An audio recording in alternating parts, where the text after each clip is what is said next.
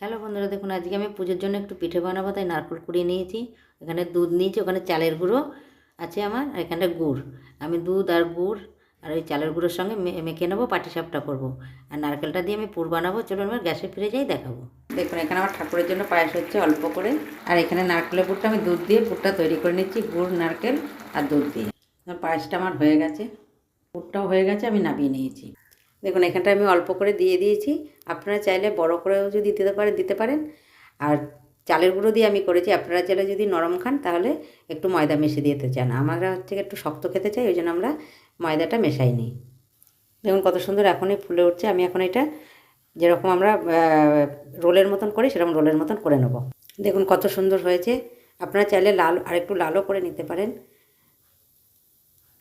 আমি বাকিগুলো একই রকম করে ভেজে তুলব। দেখুন আমার পাটিসাপটা আর পায়েস হয়ে গেল ঠাকুরের ভোগের জন্য। আমি ঠাকুরের ভোগ বানালাম। আপনাদের কীরকম লাগলো অবশ্যই কমেন্ট বক্সে জানাবেন।